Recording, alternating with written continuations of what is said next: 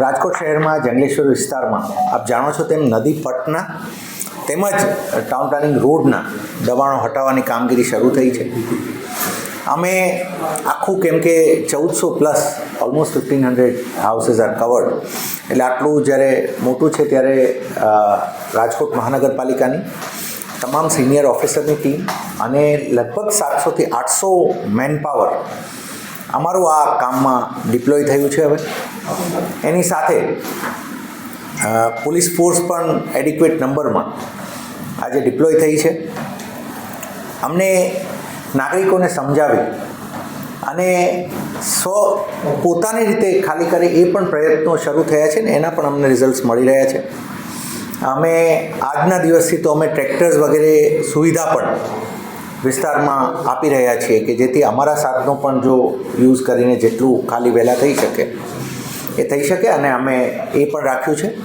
આપને જણાવીએ કે હવે ધીમે ધીમે વી આર મૂવિંગ ટુવર્ડ્સ અમે ડિમોલિશન તરફ આગળ હવે વધ્યા છીએ અને એ પ્રક્રિયા હવે શરૂ થઈ રહી છે. ઘણા લોકો માનતા નથી, ના પાડે છે, ઘર્ષણ કરી દેશું પણ મકાન ખાલી થઈ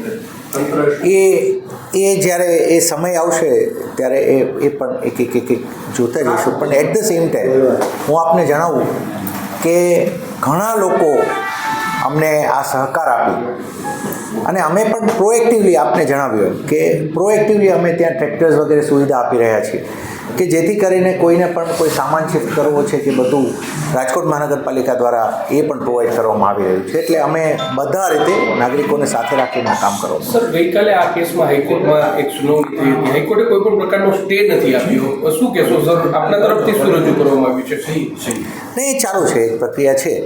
એટ ધ સેમ ટાઈમ અમે આપને જણાવીએ કે જે આપની સાથે અમે પહેલાં પણ વાત કરી, ડિમોલિશનનું કામગીરી ચાલુ છે. સાહેબ, આ ડિમોલિશન ક્યારે શરૂ થશે ને કેટલો સમય સુધી ચાલે એવી શક્યતા? નહીં, એ પ્રક્રિયા શરૂ થઈ ચૂકી છે. હું આપને કહું ડિમોલિશન ઇન ધ સેન્સ કે અત્યારે જે અમારી સાથે વોલેન્ટરીલી જોડાઈ રહ્યા છે એ કામ ચાલુ છે.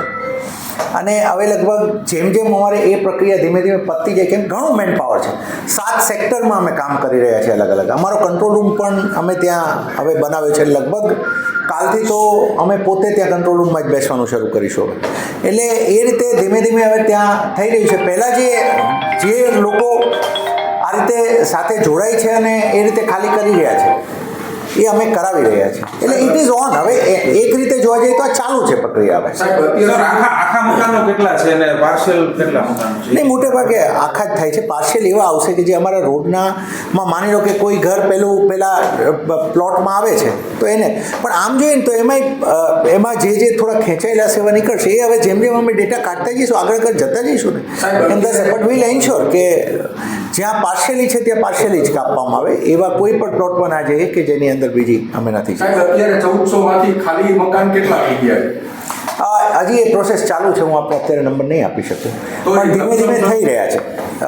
I can not share, I don't have the number frankly speaking, કેમ કે ધીમે ધીમે પ્રોસેસ ચાલુ છે. આજ સવારથી આપ ત્યાં ગયા છો તો પણ જોયું હશે કે ધીમે ધીમે મકાનો ખાલી થઈ રહ્યા છે. એકદમ ચાલુ છે પ્રોસેસ. જી.